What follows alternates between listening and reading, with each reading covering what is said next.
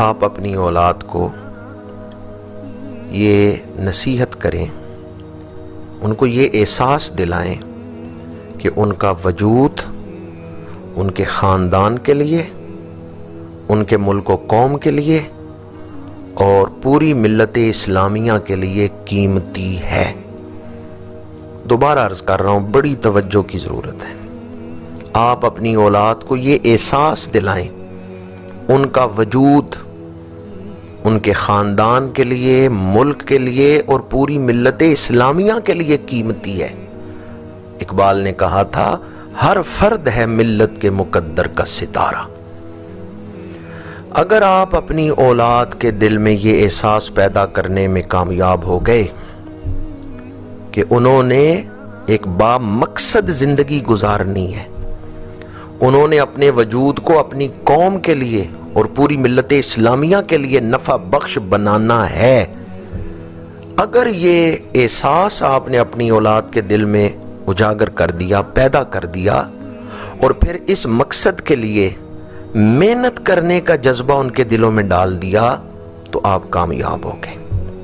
یہ دو چیزیں اولاد کے دل میں پیدا کریں، ایک تو زندگی کا مقصد اور دوسرا اس کے لیے محنت کرنے کا جذبہ، اور مقصد میں وسعت پیدا کریں کہ وہ اپنے خاندان، اپنے ملک و قوم اور پوری ملت اسلامیہ کے لیے اپنے وجود کو نفع بخش بنائیں۔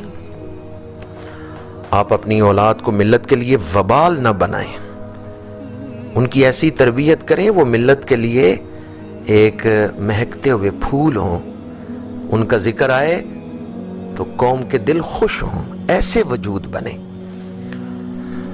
پانچویں چیز، اور اس کے لیے بھی بڑی توجہ درکار ہے، کہ آپ اپنے بچے کو کسی ایسے جنگل میں اکیلے بھیجنے پر راضی ہوں گے جس جنگل میں بھیڑیے ہیں، خونخوار درندے ہیں، اور 100% یقین ہے کہ آپ کا بچہ جب اس جنگل میں جائے گا تو وہ خونخوار درندے اس پہ حملہ آور ہو جائیں گے، تو کیا آپ اپنے بچے کو ایسے خطرناک جنگل میں بھیجنے پہ راضی ہوں گے؟ ہرگز نہیں۔ تو خدا را دھیان دیں، اس جنگل سے بھی زیادہ خطرناک سوشل میڈیا ہے، موبائل کا استعمال ہے۔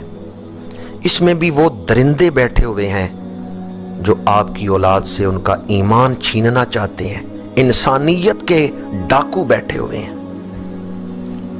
اس لیے دھیان رکھیں اپنی اولاد کا، کہیں ان کے ذہن اغوا نہ ہو جائیں۔ آپ کے بچے آپ کے پاس ہیں لیکن ان کے ذہن آپ کے پاس نہیں ہیں۔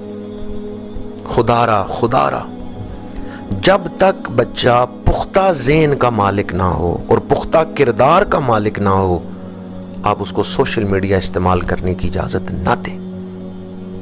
جب تک وہ تعلیم میں اچھی کامیابی حاصل نہ کر لے اور کردار میں پختگی نہ آ جائے، سوشل میڈیا استعمال کرنے کی اجازت دینا خودکشی ہے۔ آپ اپنے ہاتھوں سے اپنی اولاد کو قتل کر رہے ہیں، انہیں خودکشی کرتا ہوا دیکھ رہے ہیں اور ہاتھ پہ ہاتھ دھرے بیٹھے ہیں۔ ہاں، اگر کوئی پختہ ذہن کا مالک ہو اور تربیت یافتہ شخص ہو تو ممکن ہے کہ سوشل میڈیا سے فائدہ حاصل کر لے، لیکن بالعموم آج ہماری اولاد بگڑ رہی ہے سوشل میڈیا کے غلط استعمال سے۔ اس لیے والدین کی ذمہ داری ہے کہ وہ اپنی اولاد کی نگرانی کریں، ان کا خیال رکھیں، انہیں کہ ہاں تمہیں استعمال کی اجازت دیں گے، لیکن پہلے تم اپنے آپ کو ایک پختہ متقی مسلمان تو بنا لو، پہلے تم اپنے اندر انسانیت کا وہ اعلیٰ معیار تو پیدا کر لو کہ تم اپنے آپ کو نقصان سے بچا سکتے ہو، تم اپنے اندر یہ قابلیت تو پیدا کر لو۔ اس وقت تک اولاد کو آپ سوشل میڈیا استعمال کرنے کی اجازت نہ دیں۔ ہے تو یہ بات مشکل کیونکہ آج کل والدین اس میں مجرمانہ غفلت کا شکار ہیں، لیکن میں اپنا فرض سمجھتے ہوئے یہ بات آپ تک پہنچا رہا ہوں۔ چھٹی بات، آپ بڑے مصروف ہیں لیکن کچھ وقت اپنی اولاد کے لیے نکالیں۔ کم از کم روزانہ آدھا گھنٹہ اپنی اولاد کے پاس بیٹھیں، ان سے کوئی قرآن پاک کی سورت سنیں، انہیں کوئی سیرت کا واقعہ سنائیں، یا پھر انہیں کام دیں کہ آج میں نے تمہیں سیرت کا واقعہ سنایا ہے، کل میں نے تم سے سننا ہے۔ اس طرح انہیں قرآن و حدیث سنائیں، بزرگوں کے واقعات سنائیں۔ ایک سکول میں ٹیچر نے طلباء سے پوچھا، بچوں سے پوچھا، تم بڑے ہو کے کیا بنو گے؟ ایک نے کہا میں ڈاکٹر بنوں گا، ایک نے کہا میں طبیب بنوں گا، ایک نے کہا انجینئر بنوں گا، ایک نے کہا میں سائنسدان بنوں گا۔ ایک بچے نے کہا میں بڑا ہو کے صحابی بنوں گا۔ ٹیچر حیران ہوا، اس نے کہا تم صحابی تو نہیں بن سکتے، وہ دروازہ تو 23 سالوں کے لیے کھلا تھا۔ جب حضور نے اعلان نبوت کیا صحابیت کا دروازہ کھل گیا، اور جب آپ کا وصال ہوا صحابیت کا دروازہ بند ہو گیا۔ جن خوش نصیبوں نے صحابی بننا تھا 23 سالوں میں بن گئے۔ اب تم ڈاکٹر بن سکتے ہو، انجینئر بن سکتے ہو، پائلٹ بن سکتے ہو، حافظ، قاری، مفسر، محدث بن سکتے ہو، صحابی نہیں بن سکتے۔ پر یہ بتاؤ تمہارے دل میں یہ خیال کیسے آیا؟ اس بچے سے پوچھا، یہ تم نے کیسے کہا کہ میں صحابی بنوں گا؟ اس بچے نے جواب دیا، میری ماں روزانہ رات کو مجھے صحابہ کرام کے واقعات سناتی ہے، میرے دل میں یہ بات نقش ہو گئی ہے صحابہ حضور سے سچا عشق کرنے والے ہیں، تو میں نے بھی کہا کہ میں حضور سے سچا عشق کرنے والا بنوں گا۔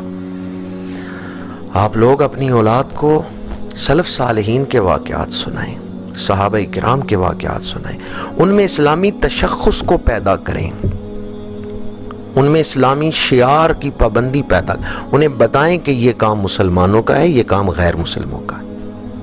اگر آپ نے اپنی اولاد میں اسلامی تشخص، اسلامی شناخت کو بیدار کیا اور اسلامی شناخت کی حفاظت کا جذبہ پیدا کر دیا تو آپ نے اسلام کی خدمت کی ہے، آپ پر اللہ اور اس کا رسول راضی ہوگا۔ میں اپنی گفتگو کو سمیٹ رہا ہوں۔ اپنے گھر میں اولاد کی تربیت کے حوالے سے اس پہلو کو بھی یاد رکھیں، باپ اولاد کے سامنے ماں کی توہین نہ کرے، ماں کو برا بھلا نہ کہے، اور ماں اولاد کے سامنے باپ کو برا بھلا نہ کہے۔ میں اکثر یہ بات کرتا ہوں، اگر اولاد والد کی عزت کرتی ہے تو اس کا مطلب ہے ماں بڑی نیک ہے، اس نے اولاد کو جوڑا ہے باپ کے ساتھ، اور اگر اولاد ماں کا ادب کر رہی ہے تو اس کا مطلب ہے باپ بڑا فراغ دل ہے، اس نے اولاد کے دل میں ماں کی محبت ڈالی ہے، اس نے اولاد کو ماں کی عظمت سنائی ہے، یا اولاد کو کہا ہے کہ ماں کا ادب کرنا ہے۔ تو اس لیے گھر کا ماحول خوشگوار رکھنے کے لیے والدین کو کردار ادا کرنا چاہیے کہ اولاد کے سامنے گھر کے بڑے بڑے جھگڑے لے کے نہ بیٹھ جائیں۔ اور یہ بات بھی بڑی اہم ہے کہ اگر کوئی چیز والد گھر میں لائے تو بچوں میں مساوات کو قائم رکھے، سب بچوں سے ایک جیسا سلوک کریں، بالخصوص کوئی چیز لائیں تو پہلے بیٹی کو دیں تاکہ بیٹی کا دل خوش ہو۔ اولاد میں سے کسی کو بھی احساس کمتری میں مبتلا نہ کریں، بلکہ اپنی اولاد کے ساتھ یکساں سلوک کریں۔ ہاں، جو شریعت مطہرہ نے احکامات دیے ہیں وہ ایک الگ عنوان ہے، لیکن جہاں تک محبت کا تعلق ہے آپ اپنی اولاد کے دل میں احساس کمتری نہ پیدا ہونے دیں، اپنی اولاد کے ساتھ جو شریعت نے حقوق دیے ہیں وہ اپنی اولاد کو دیں، ان کی خیر خواہی کریں۔ آخری جملہ اگر کسی دل تک پہنچ جائے تو میری گفتگو کا مقصد پورا ہو گیا۔